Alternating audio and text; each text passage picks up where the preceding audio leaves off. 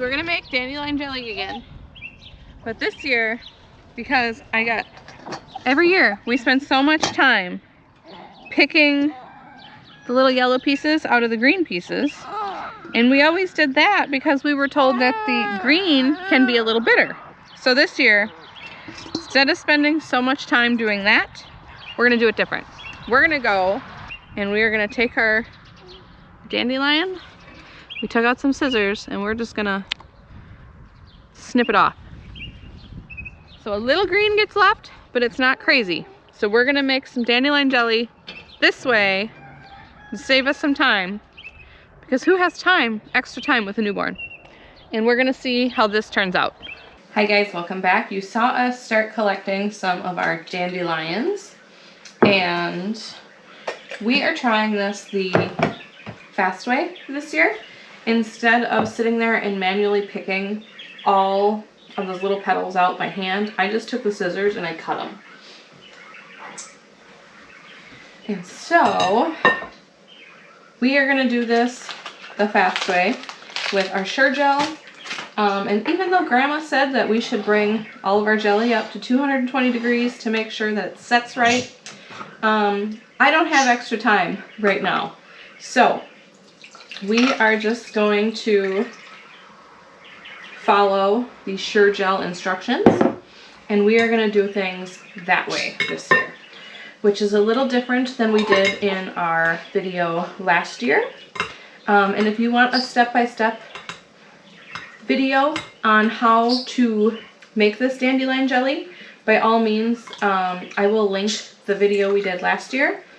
This dandelion jelly has become a staple in our pantry and is something that this will be our 6th year making dandelion jelly. And so we're going to take you guys along this year because we're doing it a little different, because sometimes things are a little different.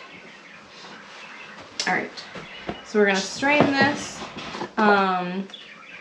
Same as last year, this is 2 cups of petals per 4 cups of water.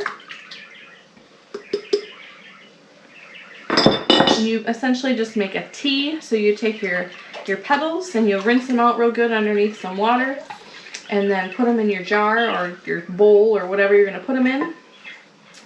And you pour boiling water over the top. And that's how we make our tea. And this just sat overnight so that it could steep real good, get all of that honey flavor out of here. All right, I think we got all of the goodies out of there. Get this in the sink. I'm gonna put this in our bowl and our jar, and our pan, our big pot. We're gonna get that rolling here. There we go. All right, and as always, I like to add lemon zest to my jelly, just my preference.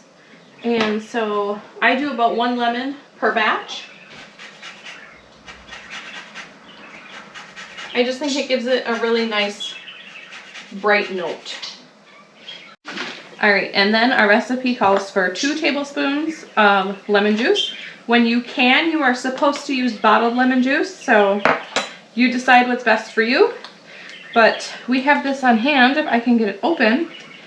And instead of sitting there squeezing lemons, I would rather just, especially this year,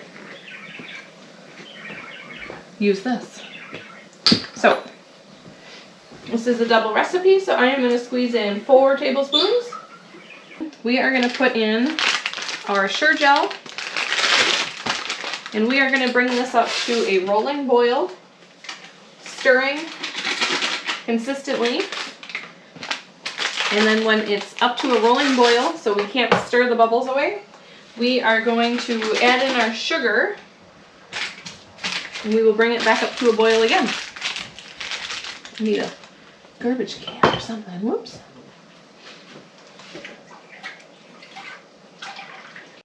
Alright, so we are going to sit here and stir this. I'm going to let it sit for just a minute while I do my dishes quick, or at least get them rinsed and in the dishwasher. And when this is back to a rolling boil, we'll see you then. Now you might be asking yourself why in the world I have such a big pan or a big pot for so little amount of liquid. And that is because as you bring a lot of jams and jelly to your boil, they have a tendency to froth. And you'll see if this one froths real good, if this one froths really well, we'll kind of skim that off before we put them in our jars. Otherwise, it just kind of makes it look ugly. You can put a pat of butter in there if you're concerned about that. That's not something I've ever done, but doesn't mean that it's wrong. So I use this great big stock pot when I make jams and jellies because I have made the mistake before of having my pot boil over, and that makes quite the mess. So big tall stock pot while you make your jams and jellies. And we are going to use, as always, new lids to go with our jars. These are ball lids. I recently learned the hard way, and I'm kind of mad at myself about it, to use name brand lids made here in the US that you trust. Because I had 4 quarts of some meat that I canned recently, and they were all using a brand of lids I had never used before, unseal. So, waste of time, waste of meat, waste of product, waste of money. Lesson learned. If I'm going to learn a lesson, I tend to learn it the hard way. So, get yourself a brand of lid that you trust.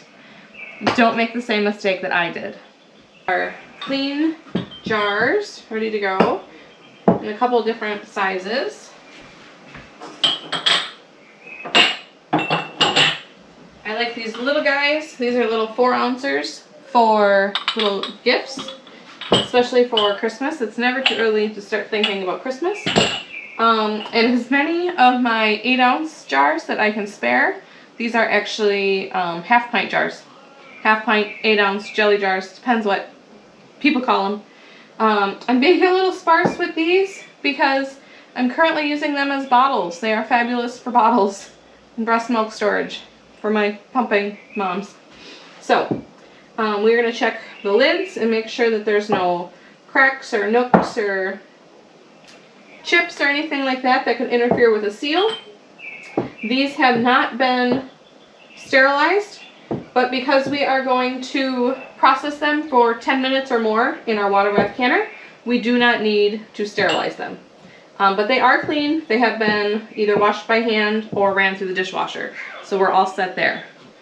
So now we are going to add our sugar in pretty quick here.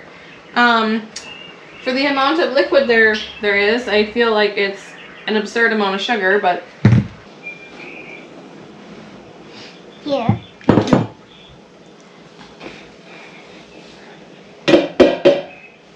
So we're going to dissolve this, and then after we have it dissolved, we are going to return it to a boil, and then we are going to boil it for 1 minute, and then we are ready to put it in our jars. And now, I lost my ladle, and I don't think this is going to work. So we might have to run this, we have to clean this quick and try to use this. We'll see. Alright, so we have got it to a point where I cannot stir off the bubbles. So it is at a rolling boil. We are going to set a timer for 1 minute. We are going to allow it to boil for 1 minute. We are going to turn the heat off and get it in these jars. Alright, so remember how I said that, whoops, fogging you guys up. Remember how I said that jelly will froth a little bit as it cooks? This is what we're talking about. And if you just pour that into your jar, it will make things kind of really bubbly looking. So I'm going to grab a spoon and we're going to ladle some of this off of here. Because I want it to look pretty. So anyway, we just turned off our heat and we are going to get this canned up. Again, I really wish I had my ladle. So I'm not sure. Yeah, this is going to cause more frothing. See that? We'll see. All right. We're just making it work as we got as we can here, I guess, at this point.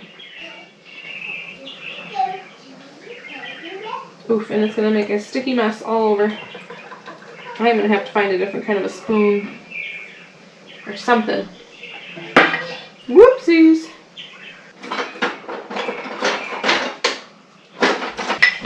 don't think this is gonna work. I really don't. But it just might have to. And we want a 1/4 inch headspace here.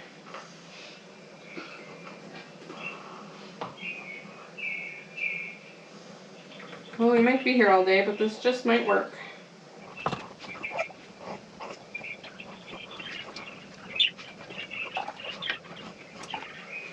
So I guess I will be adding a ladle to my shopping list. And I'm going to keep slowly getting this into these jars, and we will see you when we've got them in the canner.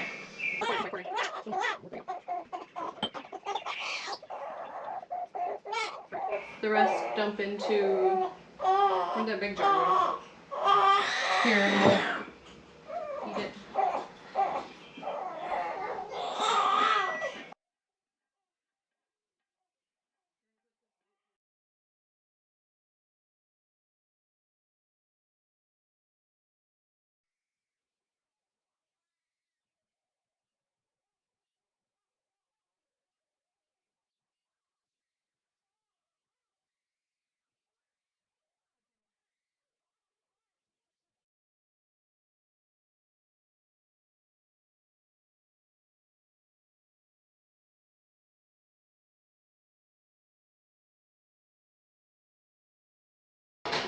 No, you didn't. Yeah, I kind of did. No, you.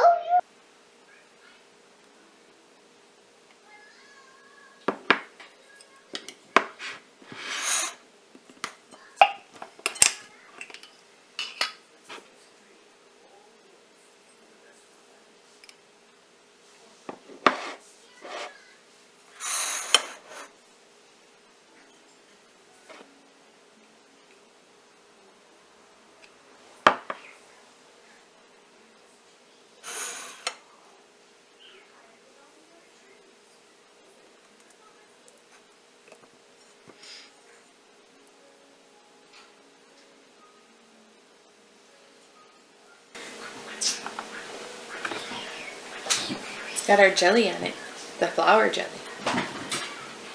Try it, right? How is it?